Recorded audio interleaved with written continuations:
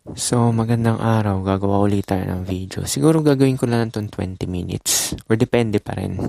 So, itong video na to is tungkol lang to sa transaction uli na relasyon, di ba? Pero ito naman deeper to. Kasi may napanood ako sa Machiavellian. Alam ko nabanggit ko na rin to dati. Na lahat ng mga nami-meet mong tao is may version sila sa utak nila.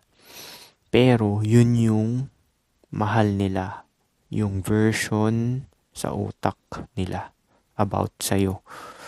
So, either mahal ka nila or hate ka nila or wala silang pakialam, di ba? Di ba nga pag nakaka-meet ka ng tao, ikakategory ka nila valuable, irrelevant, or kinaiinisan, di ba?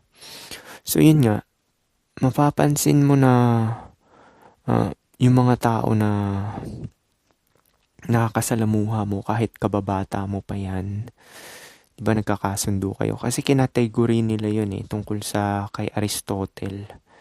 Mayroong mga tao na nakikisama sa'yo dahil kinategory ka na may mapapala sila. Diba? Yun yung una. So, yung mutual benefit. Kagaya ng mga katrabaho mo, diba? Nagtutulungan lang kayo dahil kailangan sa trabaho. Tapos, yung parents mo, alam ko family kasama rin to doon na may mapapala sila, di ba? Yun yung exchange, yung una, di ba? Sa family, di ba? Ano ba yun sa family? Nanay mo, pinapalaki ka kasi ikaw yung genetic legacy niya. Tsaka mag-aalaga sa kanya in the future. Possibility, di ba? Or, kaya kanya, minsan nga yung family mo, yung relative mo, yung nanay at tatay, hindi ka pa nga susuportahan, yung kakainisan ka, di ba? Kung hindi ka susunod dun sa kinategory nila sa utak nila. So, di ba dahil nga nanay at tatay, gusto nila sila yung masunod. Now, pag nag-retract ka dun sa role na nilagay nila sa utak nila, dun na magkakaroon ng friction. Ganun sa lahat ng mga nakakasalamuha mo to sa lahat, hindi lang to sa parents. Usually, ito yung unang talaga, mutual benefit. Now, pangalawa is yung parang pleasure based on emotion. Ito yung mga kaibigan mo na nagsasama kayo dahil sa specific goal na enjoyment, mag-travel or magbisikleta. So, for pleasure lang siya. Or yung mga F-body, yung mga ganyan. So, eto yun, yung parang pag nag-fade na yung pleasure, kumari, may sarili-sarili na kayong priority, kusa na lang siya mag-fade. Wala naman samaan ng loob. Or minsan sasabihin nagbago ka na. Kasi sa utak nila nakakategory ka dun na for pleasure body, di ba? Kasama mag-party, mag-inuman. Now, tatanggi ka na sa kanila dahil may pamilya at anak ka na, or gusto mo na mag-abroad, or gusto mo na mag-ano. So, yung category nila sa utak nila, kala nila ikaw pa rin yun. Yung tao kasi nagbabago, 'di ba? Wala ngang specific talaga na personality. Nagbabago 'yan base sa priority, tsaka yung mga natutuklasan, yung expansion ng awareness. Kagaya nung sinabi ko nung last na kuwari kasama mo dati blue pill, nagkakasundo kayo kasi pareho kayo na mindset na blue pill. Now, yung red pill, nagkakasundo sila dahil yung mindset nila red pill. Now, once na nag-shift yung reality or kamalayan ng mga tao, is doon na magkakaroon ng separation. Or kung hindi man separation, friction, di ba? So, yun yung pangalawa. Yung pangatlo is, ito yung bihira mo makita sa buong buhay mo. Ito yung tinatawag nilang integrated man, free man. So, ito yung mga namulat na gising, ganyan. So, ang definition kasi ni Aristotle dito is, ito yung tao na alam yung kondisyon. Ito yung sinasabi ko sa inyo, alam yung kondisyon na tao na, kasi diba sa red pill, mostly, or yung black pill, yung mga black pill annihilates, na natuklasan nila na yung mga tao ay self-interest lang mahalaga, tsaka yung mutual benefit is mag-a-isolate sila. Hindi na sila makikisalamuha sa tao, at tinitreat na lang nila na transaction lahat. Now, ito namang awake man or your free man is integrated. In-embrace niya yung reality na ganun talaga ang mga tao, fickle, self-interest lang mahalaga, pero trinatrato pa rin niya ito ng tama na may boundary ha. Hindi ko sinasabi na maging nice guy kayo. Nice guy kasi walang boundary yan. Kahit abusuhin mo yan, utus-utusan mo, gawin mong doormat is hindi talaga yan papalag, di ba? Yung integrated man na tinatawag ni Jom-Joms or free man, sabihin na natin, or awake, yung sinasabi nila, di ba? Actually, yung mga awake din, may iba din na anahilist din eh. Pero yun nga, yun. Itong pangatlo kasi is yung tanggap yung condition at tanggap niya yung tao na, ay, ganun talaga siya eh. Ganun talaga yung priority. O di, move on na lang, ganyan. Pero wala siyang sama ng loob or attachment. So, ang root word dito is attachment. Wala kang attachment. Kaya mo magmahal ng tao talaga. Ito yung sinasabi ko pa ulit-ulit na self-love. Kung mahal mo sarili mo is kaya mong mahalin yung tao talaga. Kesyo sino pa yan, bata, matanda, baldado, lalaki, babae. Itatrato mo lang sila kung paano mo itrato sarili mo na walang attachment or expectations. Yung expectations na may makuha sa kanya, di ba? Kuwari sa trabaho, di ba, may galit sa'yo. O kinakausap mo pa rin siya ng casual, di ba? Wala ka namang expectation. Naintindihan mo naman yung katayuan niya, kaya siya galit dahil sa ignorance. Now, pagka inabuso ka, dun mo na tatayo yung boundary mo. Ikakat mo na siya, di ba? Or magsasabi ka na no. So, yun yung free man. Ibig sabihin, control niya yung sarili niya lang. Yan yung sinasabi ko na self-mastery, stoicism, yung mga ganyan. Tsaka yung iba pang Machiavellian. So, yan yung tatlong tao na mamimit mo. Pero yung pangatlo, yun yung pinaka-rare mo na makikita. Actually, ganyan ako parehas ako ng pangatlo. Kaya nga, di ba yung mga past na kwento ko, may mga ako, kaibigan ako na magnanakaw, drug addict, umiinom, di ba, nag-UC, ganyan. Mayaman, may mga kaibigan din ako mayaman. So, halo-halo siya. Kasi, nakikita mo lang talaga yung human condition. Nakikita mo yung karakter ng tao. Hanggat nire-respeto ka ng tao is tuloy ang relasyon, di ba? Yun lang yun eh. Kaya nga, isasama ko na rin dito yung numbers game, di ba? Tsaka yung consistent cooperation, yung utusan mo yung babae. Malaya ka rin naman yan. Hindi mo siya pinipilit, di ba? Utusan mo lang siya, di ba? Para sumunod dun sa benefit mo. Selfish ka sa part na yon, pero selfish din siya sa part na pagsunod. Meaning, kaya siya sumusunod sa'yo kasi may napapala siya sa'yo. Now, pag wala na siya napapala sa'yo, hindi na siya susunod, malamang, di ba? So, kung hindi na siya sumunod, tanggap mo yun. Dahil ganun talaga ang human condition. Dahil interconnected tayo. Parasitical nga to, di ba? Hindi ka magkakaroon ng relasyon kung wala siyang mapapala sa'yo. Kailangan may mapala siya, di ba? Pero tanggap mo siya, di ba? Binibigay mo pa rin yung care, respeto, tsaka kindness, humility dun sa tao na yun. Pero tanggap mo kung ayaw ka na niya, or gusto niya makipaghiwalay, or may iba na siyang priority, di ba? So, yan nga yun, di ba? Yung sa relasyon na makakasalamuha mo na tao, classified as tatlo. Yung una, benefit lang talaga. Yung mga nakakasalamuha mo, yun yung nag-category sa'yo, di ba? Yung isa, pleasure lang. Tapos yung pangatlo is yung rare, yung pinaka-rare. So, yan yun. Yung mga, tsaka relasyon talaga, transaction naman talaga yan eh. Ang magfo-focus ka na lang talaga sa self-mastery, yung relasyon mo sa sarili mo. Tapos, papapasukin mo na lang sa realidad mo yung in alignment sa gusto mo. Now, magiging selfish ka niyan kasi nga, di ba, may mga goals ka kung gusto mo yumaman, gusto mo magkababae, gusto mo magkaroon ng kotse, magkaroon ng bahay, magkaroon ng business. need mo pa talaga mag-self-focus.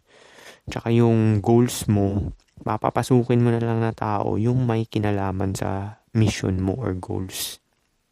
Kagaya yung mga nangyari nun sa Two Joints, di ba? Sila kasi nga, ang goals nila mag-rap, magbenta ng merchandise, tsaka mag-podcast, di ba? So, nagkakasundo-sundo sila, di ba? Pero tingin ko naman sa kanila kung magkahiwalay sila ng last is matatanggap nila yung isa't isa. Kasi alam ko mga gising din naman to mga to eh. Tanggap nila yung reality na ganun talaga. Bihira ka nga makakita ng ganyan, di ba? Kaya nga si Frank sumama sa kanila, di ba, sa Two Joints. Kasi nga, yung vibe yun eh. Yun yung vibe eh, na makakasundo mo. Itong tao na to, matino to kausap, may isang salita. Tapos, mapursigido sa buhay. At may status, ganyan. So, nakaka-relate si Frank, kaya siya sumali sa Two Joints. Alam ko siya yung pinakahuli na sumali sa Two Joints. Pero matagal na yan, yung grupo nila. Pati yung kumpanya nila. Tapos, ginawa rin ni Frank, inabsorb na rin niya yung daily flight ni Bugoy na Koy-Koy, diba? Minsan nga naisip ko, gano'n kaya tatagal yung relasyon nila, no? Hindi naman sa nakikialam ako, diba? Kasi yun yung paniniwala ko na naghihiwalay talaga, may katapusan talaga ang relasyon. Parang yung kapitbahay ko, ito sa segue lang ako, kukwentuhan ko kayo. Nagtanong kasi ako, siguro tong kapitbahay ko mga 45 na to or 48. Tapos, meron siyang ka-live-in na doktor. Sabi ko, nasa na sila ngayon? Sabi niya, wala na. Baka daw pinalayas na yung babae or pinaalis na or hiniwalayan, di ba? Kasi hindi na tumitira doon. Kasi yung lalaki, hindi na rin siya nagtatrabaho tas may dalawa siyang paupahan. So, kumukubra siya. Dati, nag-venture siya ng mga businesses, di ba? Nagbebenta siya ng Korean barbecue. Tapos kung ano-ano pa na business, sinubukan na niya. Kasi pinag-uusapan namin ng nanay ko business, tapos napunta dyan sa usapan na yan. Sabi ko, ako nga rin, nakikita ko sarili ko, ganyan na lang, susuluhin ko na lang yung pera ko, sabi ko ganun.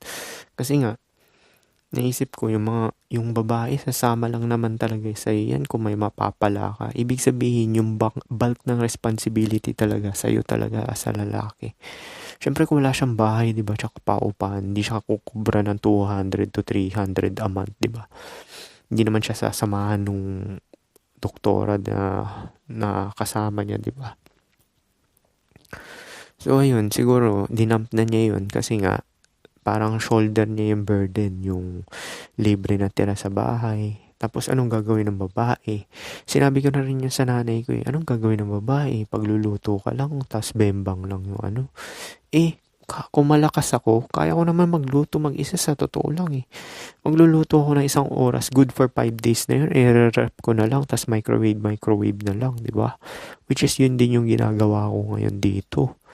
So, kung malakas ka pa talaga, hindi mo naman kailangan din talaga ng companionship Kaya nga, proponent talaga ako ng walker talaga Kasi kung may pera kang ganun, 200 plus a month, kinikita mo sa paupahan mo. Tas meron kang papakainin, di ba? Babae. Although, may profession naman yun. Pero syempre, yung babae, ano pa rin yan, di ba? Hindi niya shoulder yung bulk talaga ng Kasi kaya nga siya sumama sa'yo dahil for security, di ba? Dahil dun sa tinitirahan, di ba? Electric bill, isa pa yun, dadagdag pa yun. Ang dami talagang responsibilidad pag ikaw yung napili ng babae, di ba? Na wala namang masama dun kung kumikita ka ng 200 up a month. Yun nga lang, syempre, di ba, naiisip mo rin na parang hindi worth it Kasi ang tulong niya lang, malamang hindi na naglalaba rin yun kasi may washing machine na. Ano na lang, naiisip mo, bembang na lang, di ba? Naisip ko, sabi ko, pag 50 na ako, tingin ko, di na rin ako magiging active niyan, mawawala na ako ng gana. So, 10 years from now, mawawala na ako ng gana sa ganyan, di ba? So, saglit mo na lang mapapakinabangan sa isip-isip ko. Sabi ko, hindi, mas magandang lifestyle pa rin talaga yung yung suluhin mo na lang pera mo, tapos paupa-upa ka na lang ng babae. Diba? Kasi may kalayaan ka pa Kaya nga sinishare ko sa'yo dito yung mga pangyayari sa amin eh. Dun sa mga iba-ibang kwento para may idea kayo. Huwag ka mag-alaga ng hayop kasi hindi ka makakaalis niyan. Kuwari gusto mo mag 3 days sa Siargao, may hayop ka sa bahay, inaalagaan. So mag-uupa ka pa ng tapos pwede ka pa manakawan.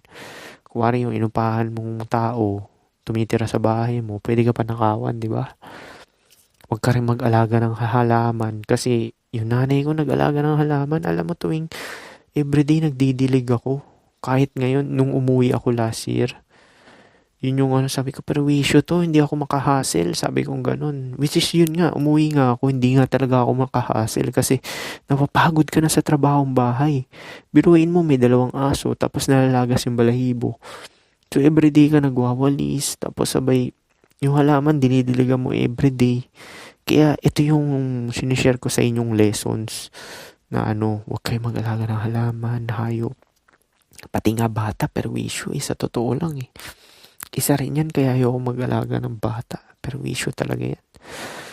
Hindi naman sa hate ko yung mga bata, di ba? Gusto ko rin ng bata na di ba? Okay lang na titigan sila or kausapin. Pero yung mga ikaw na mag-aalaga, nako. Kaya naintindihan ko yung perspective ng tatay ko. Pera na lang pinapagana eh. Bibigay na lang siya ng malaking pera. Ang problema naman sa hassle kung may pamilya at anak ka, kung wala kang passive income, matuturete ka talaga. Kaya napapansin mo yung mga iba, yung maraming pamilya na babaero, nakakagawa sila ng illegal, di ba, na business. Magugulat ka, may 500,000 na ibibigay sa'yo, di ba? Ganon. Kasi minsan tatay ko ganon eh. May ganon na ilalapag. Sabay, di mo alam kung saan kinukuha, di ba? Siyempre, side hustle na yun. Kasama na yun. So, yun nga yung sinasabi ko sa inyo, sinishare ko sa inyo. Maganda talaga is, onti yung mga alalahanin mo tsaka responsibilidad. Ito pa pala, share ko na lang din to. Nakapasok ako dun sa bahay ng kaklase ko nung high school. Minimalist sila, wala sila ganong gamit. Tapos lagi sila nagtatapon. Alam mo yung mga laruan niya. Binibigay niya sa akin yung mga mamahali na Gundam. Mayaman kasi sila kaysa itapon, di ba? So, yun. Para wala daw aalalahanin, wawalisin. Yung parent ko, yung mama ko, hoarder eh. Tatay ko rin hoarder din. Di ba? Ganun yung Kaya ang kalat ng bahay. Baka nga magpaukay ako eh. Bibenta ko ng palugi eh. Para lang madispatcha yung mga gamit, diba? So, yun. Yan yung mga kasalamuha mong tao.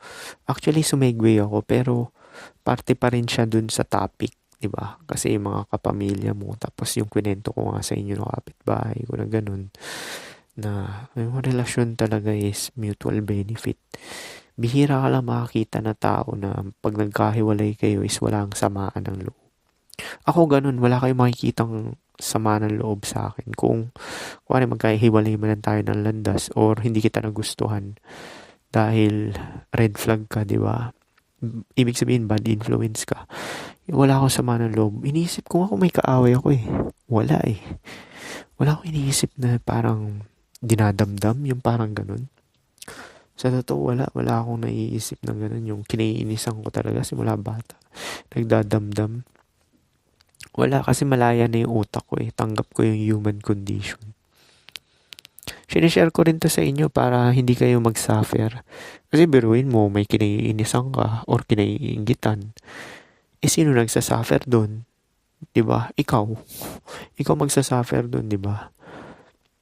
Or kunwari, may nabanggit ko rin to sa Facebook eh. Oo, nai-inspire ako, pero never ako nainggit.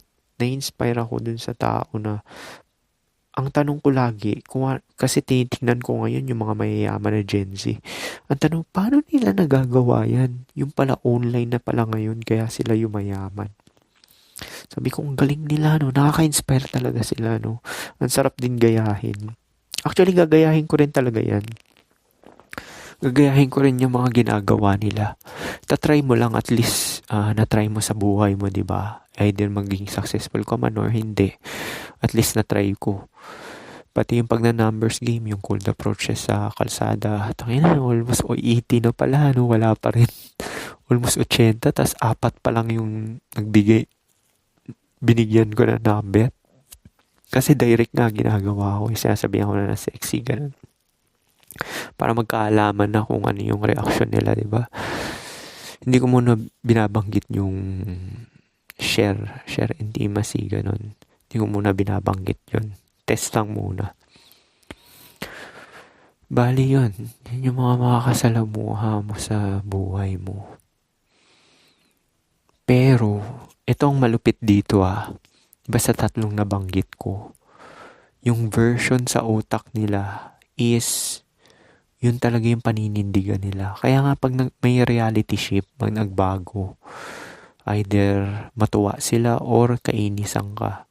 Ang matutuwa lang doon na tao is yung pangatlo, yung integrated. Kasi tanggap ka niya na buong buo na ikaw Tanggap niya yung good side mo tsaka bad side mo. So, kung naging successful ka, ikatutuwa niya. Kung nag-fail ka, ikalulungkot niya, di ba? So, ganun yun. Pero yung dalawa, yung mutual benefit. Usually yung pang-una, parents mo yan, tsaka yung mga katrabaho mo. Or yung mga nakakasalamuha mo sa kalye. Tapos yung pangalawa, friends lang yan talaga. Yung pangalawang tao, kasi shared commonality lang. Yun yung pleasure na sinasabi, di ba? Tapos yung pangatlo, yan yung tunay. Yung tanggap ka sa ikaw na ikaw. Although hindi naman ako naniniwala na may 100% na tanggap ka. Actually, tanggap ka talaga 100% sa totoo lang. Kasi ako, ito yan binabase ko lang sa experience ko. Kasi ako pag nakikisalamuha ko sa tao, tanggap ko naman talaga sila lahat Kaya nga iniisip ko kung wala ako. Isa ako dun sa pangatlong tao na kinategory ni Aristotle. Yung parang tanggap niya yung buong tao, di ba? So paano? Yun lang siguro. Peace.